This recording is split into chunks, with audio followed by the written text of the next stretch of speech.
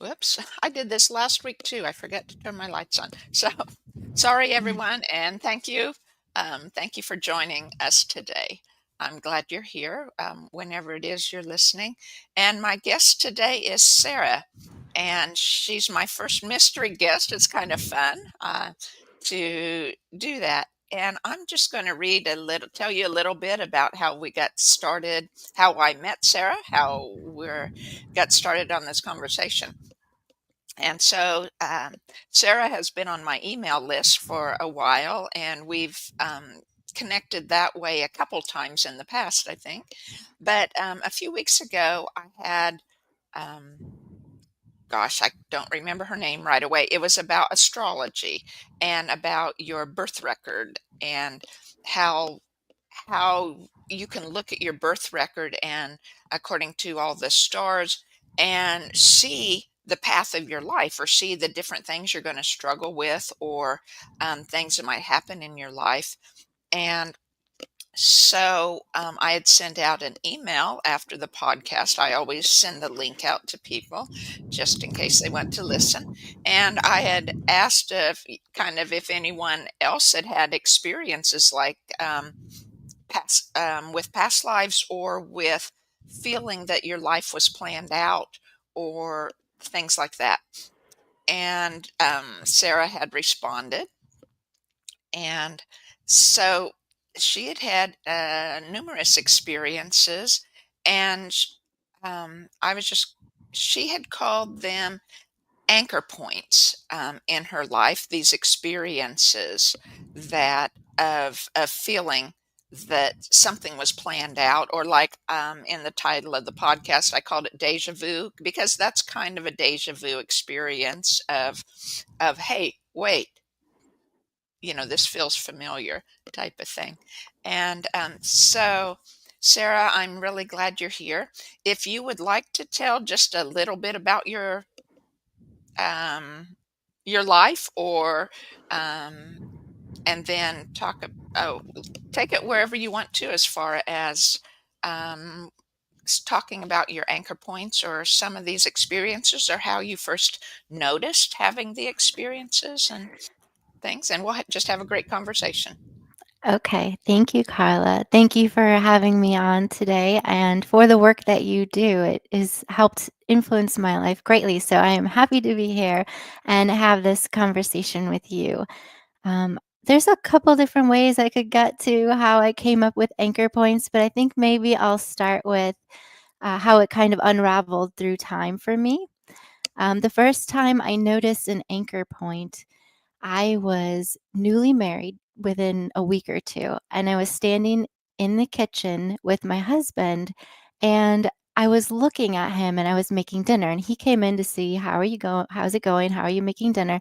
And all of a sudden, I got this overwhelming feeling that is hard for me to describe because I'm sure, as you and your audience know, when you experience something that no one has talked about, it's kind of hard to put words to it, right? So I will describe it as kind of having this tunnel vision that doesn't fully get into a tunnel, but things on the edges kind of get blurry and your focus gets a little bit sharper and your senses all get a little bit sharper. I remember the smells in the kitchen. It's kind of like time completely froze in my head and in my reality. And I had no idea where that feeling came from. Along with those senses that were heightened, I also felt kind of like I was floating, but not exactly off the ground. Maybe operating at a higher frequency, something like that. And it was this feeling of bliss and joy and love. And I was like, I got this thought that was channeled to me, and it said, this is it. This is the point. This is what you were waiting for. This is what you were looking for. This is your life. And how wonderful it is to be here in this moment. And so all that happened within reality within a couple seconds. And my husband had no clue that I had just felt all this, and he's just looking at me, asking about dinner. So, um, I I didn't know what was happening at the time either, and I had to. It took me a while to kind of unprocess it, and I just miss that feeling so much. So I started looking for more of these points in my life. I felt like I had pre-mapped this out. I was coming and living, and this was the path. And this is a serious checkpoint for your happiness and being on this point. You made it. You're here. Keep going. Mm. That's really interesting. And I guess what an awesome feeling that would be to have that confirmation that that you were good, that you were right where you were supposed to be, that yeah, that you made it. Hmm. That would be really, really great to have. Yeah. Yes, and at the time, I was younger and a little bit more naive, as we all are, and I thought to myself, "Oh, so I married the right man." That's what I'm thinking. Mm, But mhm, in as we grew together in our marriage and as I grew as a woman, uh, I learned it was much bigger than that. It was I had been looking for a life partner that was him for a long time, and there have been other checkpoints, and it was about this life that we chose to create together and that we were here on this path together and all our choices before each other led to each other and beyond now and our family and how we care for this earth and we're connected to everything and it just spiraled into how we are all with source. Looking back, it was much more than just, oh, I married the right man, right? mhm. Wow. So that's kind of like what you would call like the twin flame. Is that what you would consider it, that you found your twin flame, the soulmate that you're meant to have? Yes, yes, in this life, in this role. Mhm. And um I think we've been together before and we will be again as your soul travels in family packs, family units, I would call it, switching roles, but your lives are deeply connected still. Yeah, it seems that's interesting that you say so, because I've heard that before from other people that we I hadn't necessarily heard it as family packs, but that we often travel. We're connecting with the same people Mhm, throughout mhm, different lives. Not that everyone's always the same, but certain core people are the same. And but I've heard that with families, as some of my clients have talked about past life experiences that mhm, either they've had awareness of, or they've had past life regression sessions, or maybe their natal chart spoke to it or something. mhm. And they've all seemed to have interchanging roles in family situations. A lot of it not good, right? Right. Relationships between parent and children, Mhm, mhm. things through the years. And it's like they're here now because they're changing that. They're going to Exactly. stop those old patterns. They're going to stop that soul contract Mhm, that the two of those or other members, had carried that pact with them all the time.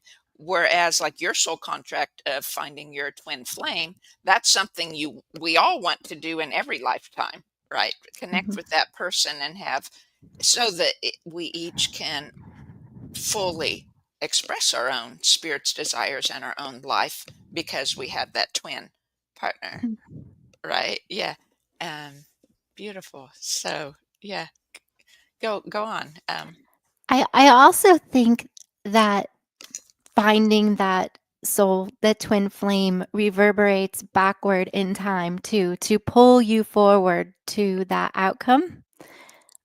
If we think of time as nonlinear and circular, and there are much other people out there who can talk about time and stuff like this more than me, but these are just my own thoughts as I've experienced. Um, I think that a big point like that led me to in perhaps other relationships where the soul felt kind of similar to my husband, but wasn't quite him. And I knew it wasn't right. And I knew I didn't want that. And I was able to eject because I was looking for something that was just right. Mhm. And I see, and I was always breaking up with people. I wasn't broken up with often. If just like once, that was heartbreakable. And I see these other women struggling with men that they know are bad for them for a whole host of reasons. And I look back and I think I didn't have that experience. Mine was more um, soul guided and searching. So I think it also pulled me through time in both directions. Mhm. Yeah, yeah, for sure. Um, I think, well, I know I was one who settled, um, where I wasn't looking for the perfect one, right? It was Mhm. like my old stories, my old inner wounds that I didn't even know existed at the time. It's just, struggling through life type of thing. And I just wanted to be loved, and basically wanted to fit in the social mode also. All my Mhm. friends were getting married, and yeah, that's what's supposed to happen. Right. And so yeah, now for my husband, now third time's a charm, thankfully. Mhm. And I had that. I was looking for the perfect one. I made a list on paper, pros and cons, right? What I Wow. wanted, what I didn't wanted, Mhm. and I wasn't going to settle for anyone that didn't have the the majority of those things, and for sure the top two or three, Mhm. right, on each list. And so I haven't felt past lives type of connection with him, but I know he's that for me. And Mm. so we probably were very much connected before, but Mhm. I'll have Mhm. to search that, or ask for remembrances of what we had before. Yeah, it sounds like at a minimum you manifested him, and where those desires came from, that's interesting. Well, they came from hurt, right? Too much hurt and not wanting to be, not going to go there again. I finally learned my lesson. Ah, I Or see. grew past it, that it wasn't worth it. Single Mhm. life, I was a single mom for 17 years, and it was like I found that life was good that way. Mm. And even though at times it was lonely, it was much, much easier to be the single mom and make the decisions that only I thought was best, Mhm. versus being connected with someone that you weren't in alignment with, and arguing or disagreeing or having really bad things going on. Mhm. It was Mhm. just better. Single was better than that. Sure. And Yeah. so it was, I could wait. Yeah. Good for you. Mhm. But anyway, I took up the conversation. So so but how did you and your husband meet this time then? And do you know how you met in other times perhaps? Um, I don't know how we met in other times. I have seen him once, in the past, and I've seen him once in the future. So I like in a past life, and I don't Mhm. know if it's this life. It could be, or the next one. Um, it's more like a knowing of in his eyes, I guess, his window to his soul, about and how it feels to be around him. That is him. But Mhm. I I I don't know how it will be seen, right? Sure, sure. So how did you meet? Oh, in this life, Mhm. we on online dating. Mhm. I I was at my wit's end with online dating, and I decided I'm not even going to talk to anybody else. But someone had already messaged me, and I was like, okay, this is the last time I'm doing this, and I'm deleting this app, right? And it was him. And we started talking online, and then said, "We're gonna meet in person." We didn't wanna be on the dating app anymore before we even met, and then we met in person, and we like to now call that an online introduction, Mhm. because we didn't date on a computer, like, we dated in real life, it wasn't online Mhm. dating, Right. um, and so that was it. I knew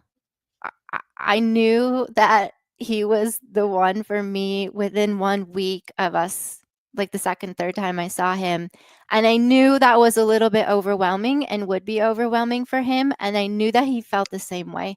So I told myself that I needed to give him time and space to let his brain catch up with his heart, and that worked.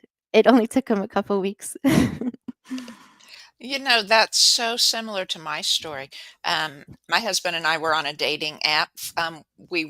It was named like he was on a different one than I was, but they must have been owned by the same company or something. But they were for the church we were both in at the same time, the denomination. Mhm, And he had quit he had met someone and or a couple people on it, and then he had quit and decided, those didn't work out and stuff, so he was going to come on again.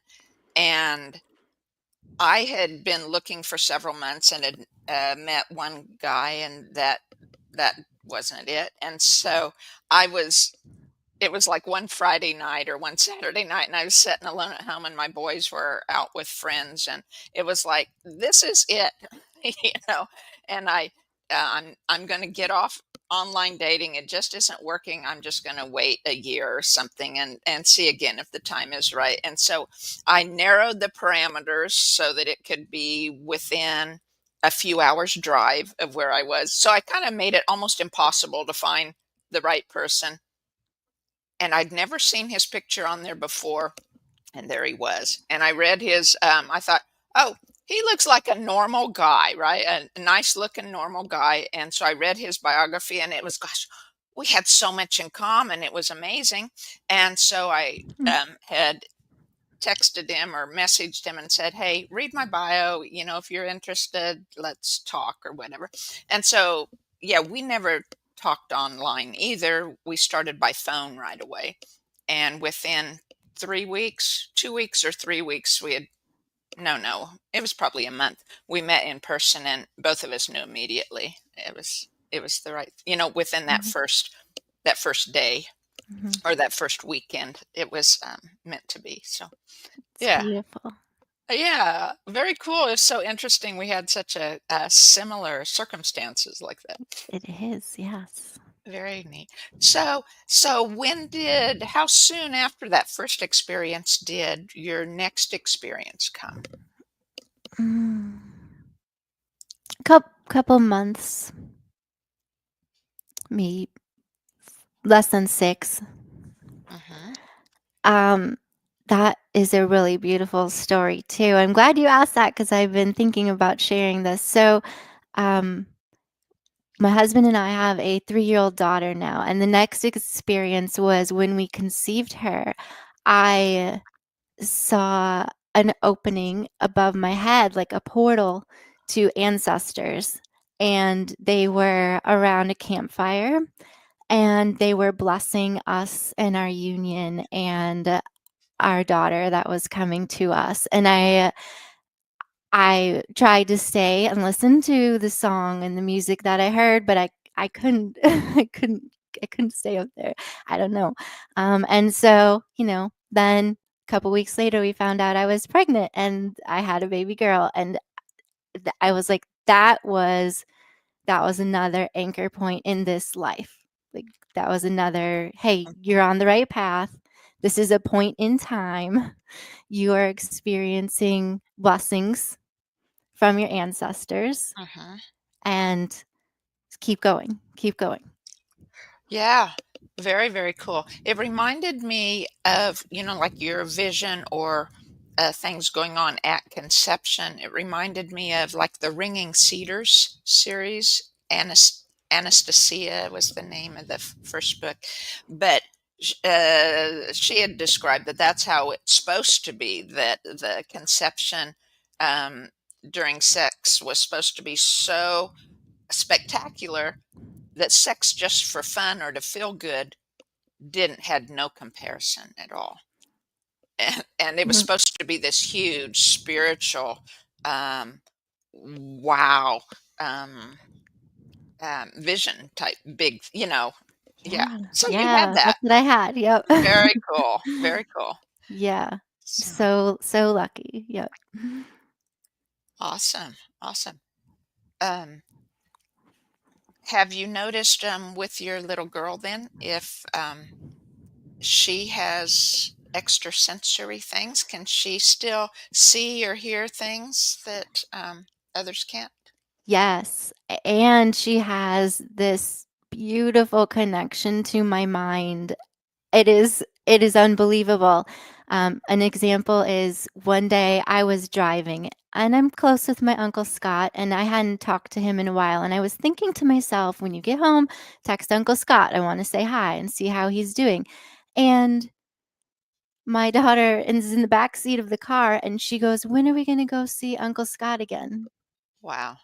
I know, like, she read my mind, and things like that happen, um, maybe once a month, and she yeah, she's just full of life. I try to foster that spirit as much as I can. I'm always looking. There's not really a lot of information out there that I have found about, nurturing people with this kind of talent, and it's especially hard around other people who don't know, and they might kind of put out her flame without meaning to, Hmm. socially, like she's telling a story, she's completely submersed in it. She tells me about her brothers and her sisters, and I'm playing with my sister. Oh yeah, what's her name? Her name's Allium. Okay, and she said, like, where'd that come from? Right. Right. Yeah. I mean, some people might say she's around people and they have other kids and sisters, and she sees other kids have brothers and sisters, and she might be talking about that. Sure, maybe. Okay. It's all your perception and what you put out there and what you believe and what you want. And so I try to talk to her about that. What are you playing with her? And she Uh, tells me she sees her at night when she goes to bed. She says good night. I'm like, okay, that's wonderful. I'm glad. right. Oh no, I think you're very on point to acknowledge that that's yeah that that's there because um, I've heard that most kids can, in fact, they can have those connections. Plus, they can see our auras for up until what probably they start school or whatever. But it's only because people don't or tell them no, you're seeing things, or no, no one's there, or whatever, that it like crushes them or it snuffs their um, candle type of thing. Exactly. Yep. So we're in public and she's at the library playing with her sister. I'm playing with my sister, she says. I'm like, okay. And my friend goes, no, not your sister, your friend. This is your friend. I'm like, like she's pretending, just pretend she's pretending, she's talking. Just let her be, let her Mhm. flourish. Yeah. Well, in some way, it is a sister, right? True. Very true. Yes. So, Yes. what you're describing, since you knew exactly when you got pregnant and you um, are spiritually inclined anyway, and you would have automatically started that mind to mind or spirit to spirit, heart to heart connection with your daughter from that moment, right? Every Yeah. day you were sending her love, you were focusing on her future, like, Yeah. or your relationship together. That's very similar, I think, and maybe not in conscious words, but in your heart, it was speaking to. Um, I talk about it in my book, the ancient practice of holding and holding our spirit's intentions for the starting with the children at birth, right, at conception, so that you have that connection during gestation and and much so afterwards, of course, although it gets a little different when they have their own mind, Right. but as you say, with consistency and you continuing to hold it until they're able to start holding their own spirits intentions for them, like when their mind gets old enough, right? Mhm. Then so you've been your life is evidence then that you've been doing that. That's awesome. Yes. Yes. I knew that she was feeling my every emotion and every thought, And so I was very protective of that. And even, of course, life likes to test you and gave me an opportunity to practice staying calm when I was pregnant and not fearful. We had several $1,000s stolen from us. Yeah, and I was in my first trimester, and I was like, I had to learn it's just money and not, and let it be, because she was going to feel that, and I didn't want her to come into this world with fears about money because I was so scared. Yeah, yeah. Oh, very good. Ah, beautiful.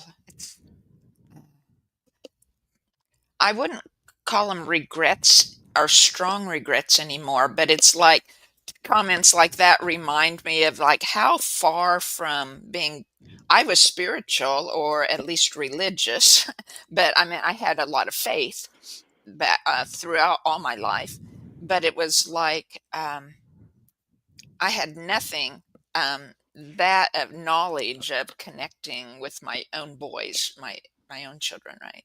Mhm. Um, and of nurturing that. Yeah. Oh, beautiful. Thank you. Because yes, for sure. I mean, I find that in the biofield all the time, right? If the mother is going through junk in her life in gestation, it's Mhm. there. It's there. Yeah, it affects the child the rest of their life. I mean, it starts forming those old patterns that um, are meant to keep us safe, right? So, and I love, I had learned from Brad Yates, who I had as a guest last week on tapping, and he calls them misguided love, that those Mhm. patterns are misguided love. And that made such a difference in my thinking because otherwise I kicked myself for having the old patterns and then kicked myself again for reacting in the old patterns and so on and so Mhm. forth. And it's just it's part of self-hate. You hate that part of you that keeps doing it and doing it until you realize, oh, it's love. It is love. They're doing it to protect you. And so I realized that part of me loved me all the time, right? And it still does. And Mhm. so that helps me love me more instead of kick me more, right? Yes, that's beautiful. I like that. But yeah, those old patterns are very much there in gestation, starting starting those old energetic blocks Mhm. and detours in our original flow.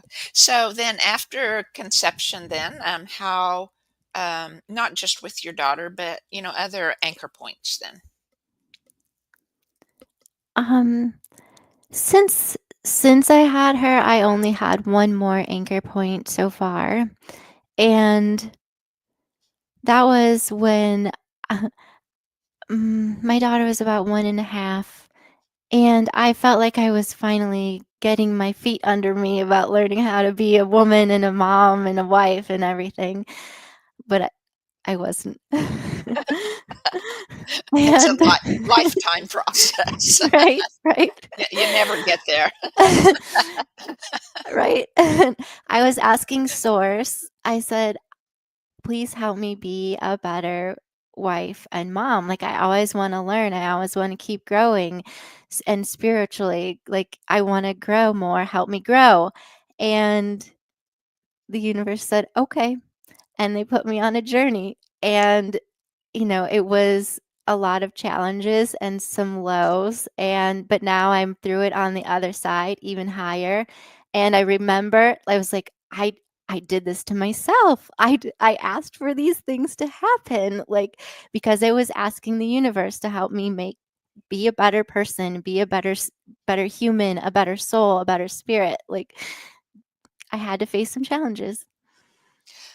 And yeah, for sure. I've learned at times I listen to man and wife. They both do energy work. Oliver Nino and Mandy Morris. Yeah, they're prevalent in this inner healing energy work stuff, and um,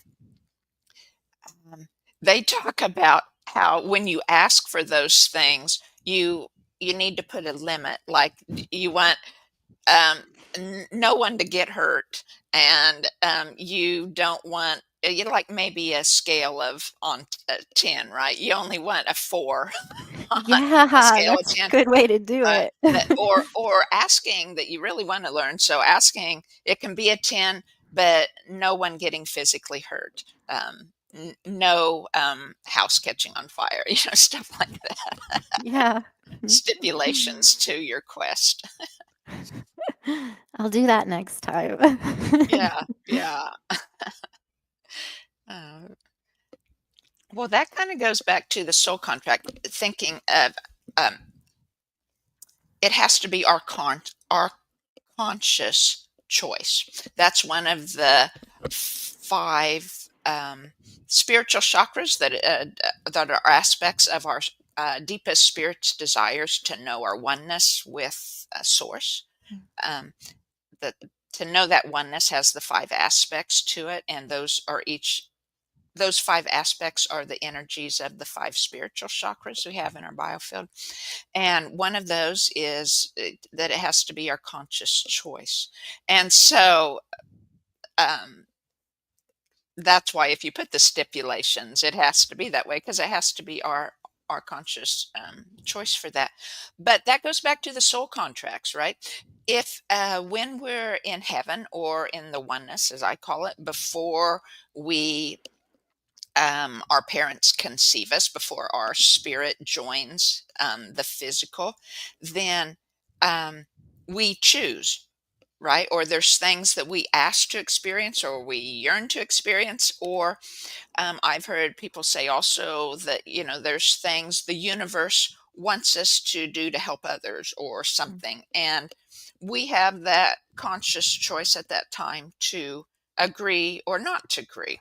And I've experienced that in I do spiritual hypnosis to learn about things like that, to see what it's like. And of course, I only see it through um, my own perception of how my life has been. So how you see it would differ very, based on your life and how you perceive things. But I have experienced that during the hypnosis to be very true, that I did agree and I did consciously choose, and I was told the universe gave me a choice, right? It told so there was some things that so in your um do you know what part of your soul contracts are that you have wanted or perhaps that the universe wanted from you? Have you seen those in your anchor points, do you think? No, I don't think so. I think I'm still figuring if I have, I haven't figured it out yet. Hmm. Yeah. Well, and I think what a lot of the soul contracts, I think we have soul contracts with being human in Mm, general. So it's our um, knowing that we're going to feel that separation from mhm, source, that mind heart separation from source, right? I think that's part of it, and that we agree as being human that we're going to experience all these range of emotions and may have trouble handling them. I think there's specific soul contracts that we agree on, like I'm going to deal especially with low self-worth, or I really want to know how to treasure and honor and respect myself. Well, that would deal with the low self-worth or low self-esteem or something along those lines. mhm, And so I think there's the broad range, and then I think there's specifics that we agree on. mhm, um, and then I think we get to a point where when we're working on them and when we know what we're dealing with and we're on that healing journey, it's like, okay, it's time to cut those soul contracts because now we got there, right? As far as knowing what we're dealing with and struggling with them, and we'll continue to work on them, of course, because they're old patterns and they'll come back, but we can cut that contract so that we can more easily um, overcome or more easily um, uh, mm, be able to restore. Mhm. that divine flow of us and not have as many of those old roadblocks as we used to, so we can enjoy the beautiful life that we were all meant to have. Mhm. Exactly. So, uh, interesting. So, what do you think about soul contracts and things? I agree with what everything that you said, how there are like larger points and smaller points along the way. And I think that there are options. I like to think of it as kind of my life map. And when I get to forks in the road, I can choose to go one direction or another. And most of them end up in the same place in the end, probably. It's how do you want to get there? Mm. Mhm. Um, so play your game of life, right? The way that you want. That's right. So part of life then is mapped out, but other parts are your choice, or do you see that the map say that is the end point that you'll get to, and the process of getting there is our choices? I think yeah, I think it's like a big massive map, like kind of a decision tree, and you start out at one point and you end at another point, and how you get from there to there, it kind of branches out, and based on the decisions that you make, you could end up on one side or the other, but in the end, you're going to probably end up in the same place, in the same on the same path out, I guess. But I see it changing. I'm thinking about something like I don't know if you or your viewers maybe have seen the movie Adjustment Bureau.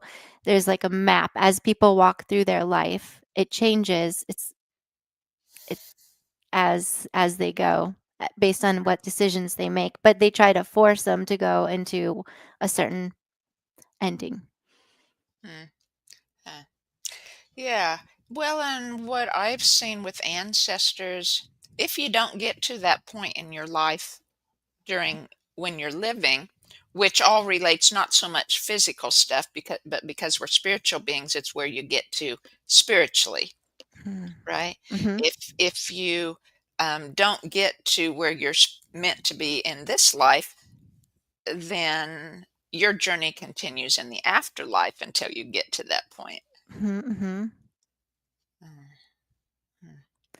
Is that's how we help clear it for our kids. Yes. Yeah, helping that person get to Mhm. where they need to be. Yeah, because their patterns are in us, so it clears as we clear it in us, especially with the conscious choice of clearing it in them also, then it does that much more faster. But we also help them. Um, the way it feels to me that with very close ties, especially parents and children, but also with it could be extended ancestors, depend on how much you knew about your ancestors or if you knew them or had some type of relationship with them.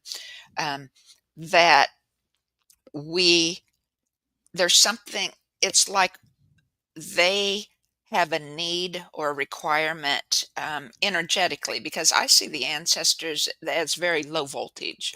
It has to do with not having, well, it has to do with still having the mindset of man versus the mindset of God, because that's, you might call them like fallen, right? Fallen from the mindset of God to the mindset of man, where you would have control and coercion and lack and fear, right? Versus abundance and freedom and love.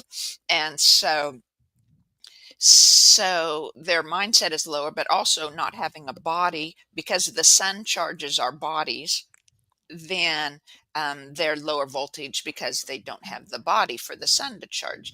And the moon charges the spirit. And so, anyway, they have the need, if there's that heart relationship with us in some way, because, like parents or often grandparents, but not always if there wasn't really a relationship there or you didn't know them, then that ancestor, it feels to me, is like they have to tap into their energy within us in order to complete their voltage high enough or complete their healing high enough so that they're able to make the transition. That it's like Mhm. their voltage here has to be raised to enough Mhm. through our conscious choice of helping them that. And further generations then say, like, maybe you didn't know your fifth grandparent, or your fifth generation grandparent, and so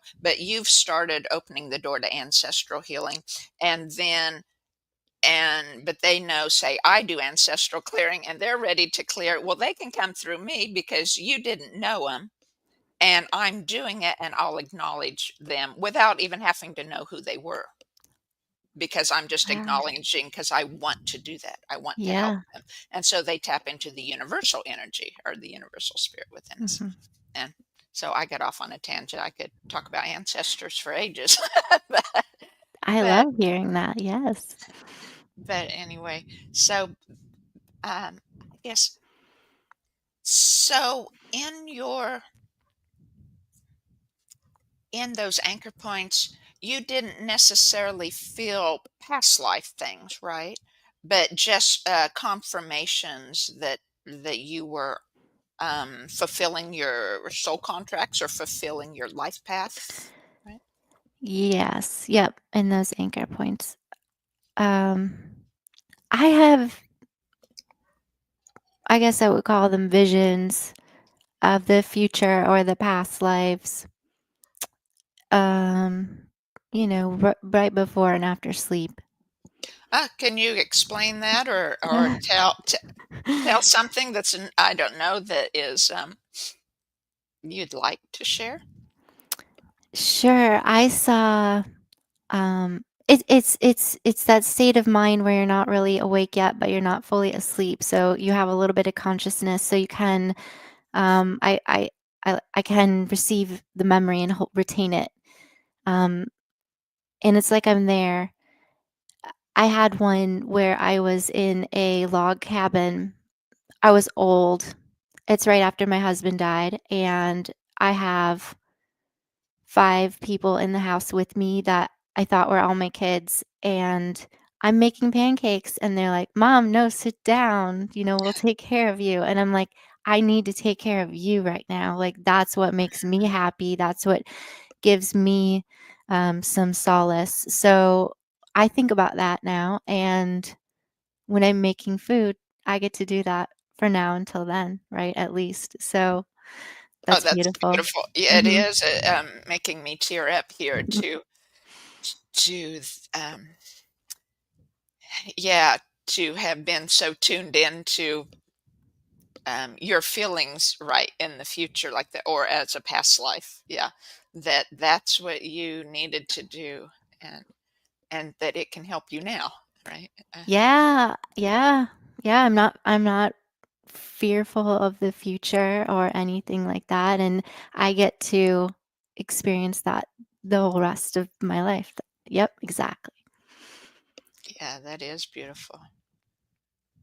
Uh, Well, I started, playing with my dreams at least 25 years ago. When I was young, I had recurring nightmares, horrific, terrible. I was scared to sleep, and nobody could help me. mhm. Nobody believed me. Nobody cared, really.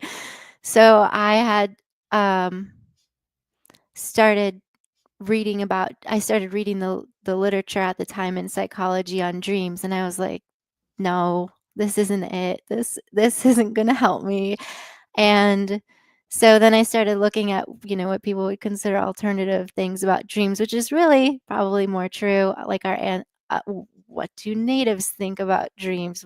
I want to read books about dreams. Oh, you can control your dreams. You can ask to do things in dreams. You can take off in dreams. You can it's this whole other world. So I had to learn how to stop my be a lucid dreamer and stop my terrible nightmares and Mhm. tell them no. I'm not having this, which cured it fast. And then I got to explore other things like asking for these visions and just the other night, I couldn't fall asleep. It was the middle of the night, and I was up for an hour, and I was laying there, and I was like, "Oh, please help me." And I got this message, and it was rest assured. And I was like, "Okay, I'm gonna rest assured." And I fell right asleep. Yes, yeah. But let's go back to, gosh, I'm lost my train of thought. Um, your dreams and so, like, how did were you said it cured it quickly. So um how did you get yourself so that once you were in the dream, be able to make those choices or changes, or did you wake up and make them and then go back into the dream? How did that happen for you? I trained myself to be aware in my dreams that I was in fact dreaming. I I look at my hands. I I look around and I look for color versus black and white in my surroundings, and I tell myself if it's a dream that I don't want to be in, I'm like, no, this is a dream. I'm not here. I don't like this. I don't allow this. I'm not coming back here, and that works. And then I wake up. Uh, but sometimes if I'm having a good dream, I can elongate it just by bringing my awareness that I am in a dream and I want to be here and I want to feel this. But I usually, I have no sense of time actually, but I feels quick that I feel a sense of pull back, Mhm. back here. So that's amazing to me that you were able to learn about the dreams and change that pattern in you as what, a teenager or Yeah, yeah, junior high? What, yeah. a It was teenager? high school. It was in high school. That's awesome. Yeah. Kind of kind of shows in the difference in our ages. Like, when I was in high school, there wouldn't have been anything I could have found to read or learn about it probably. I don't Right, right. I was looking at books on lucid dreaming and that because that's what they call it when you have some awareness in your dreams. And that just sparked the idea for me, "Oh, I can be in my dreams. I can do this." So I Mhm. started playing with it. Beautiful. Yeah, that's awesome. It's hard when you're actually fearful of something, like sleeping, and your family tells you it's all in your head. Like, "Yeah, it is." But that's not helping me. Right. Oh, absolutely. Yes, absolutely. Ah, well, yeah, I remember as a child, I know I was young. Mm, it was lower grade school ages at least, probably, I'm guessing 6 or 7 maybe.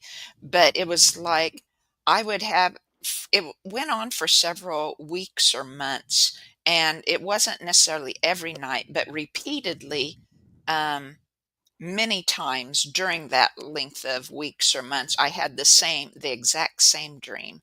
And it was like I was running down it was a orange and yellow psychedelic spinning tunnel type of thing. Like you think of a lollipop, that has Mhm. all the rings around it. And it was like that. I was running down and there was a woodcutter chasing me with an Oh, axe. And it's like scary as, I'd wake up screaming or whatever, but it was, yeah, I could, roll over or wake up enough and get back to sleep, but it would just be the same dream that would happen over and over and over.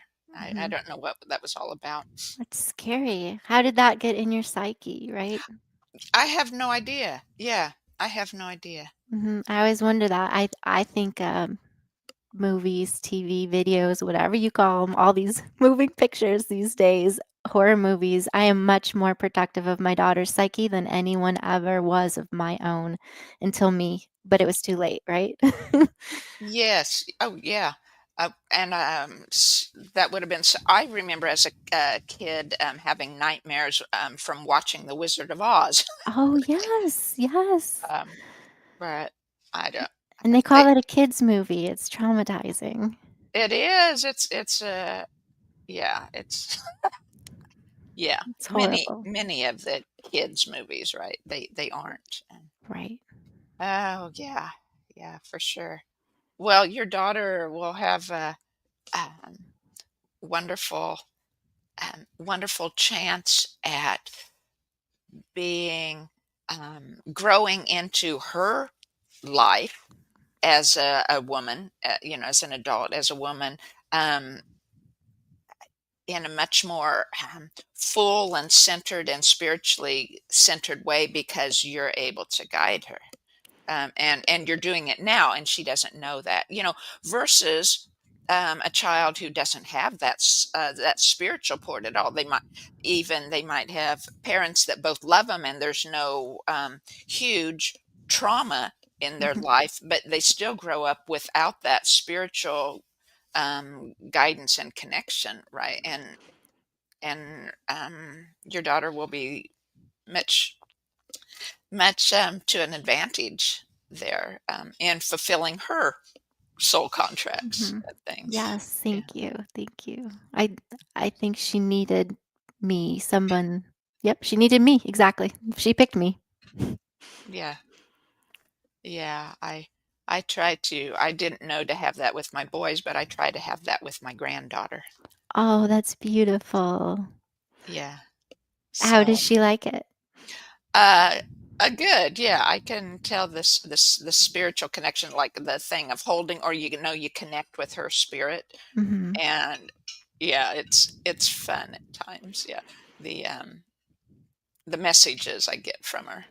And I don't think her conscious mind, mhm, is she's 3, right? She'll okay. 3.5, and so her conscious mind isn't there, but it's her spirit responding, and Right, it right. and it's so fun. Yeah, it's so heartwarming. Yeah, Yes, and pure, it lights up your whole life.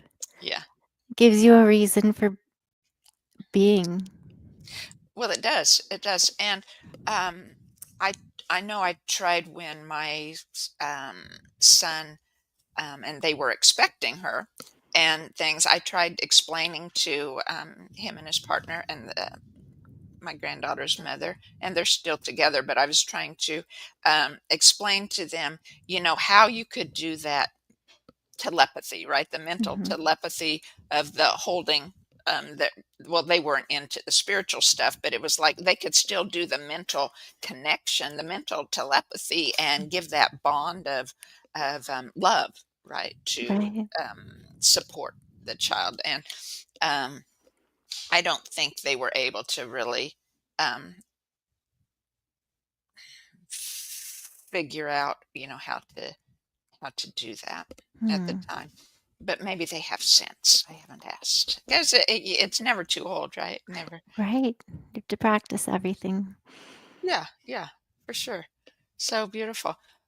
Um, so is there any other thing? I know you kind of made jotted down some ideas that you wanted to share, or memories you wanted to share. Is there anything else you'd like to um, talk about or share before we close? I think we covered it all. Thank you. Okay. Yeah. Is there a message you would like to give to viewers um, from your heart to theirs? Oh, I guess what's coming to mind is keep at it. Keep at it. Yeah. Beautiful. Um, okay. So I'm just going to interrupt just a hair here and I'm going to put my little banner at the bottom and for people to please like and subscribe. And um, I just really appreciate our conversation today and the chance to talk about these soul contracts, to talk about how, I guess, our own spiritual journeys, right? And um, how we can experience the other realm in many different ways here in this Mhm. life. And beautiful. Thank you, Sarah, so much for coming on with me today. And thank you, everyone, for watching. I really appreciate it. And we'll end there for today, and we'll catch you next week.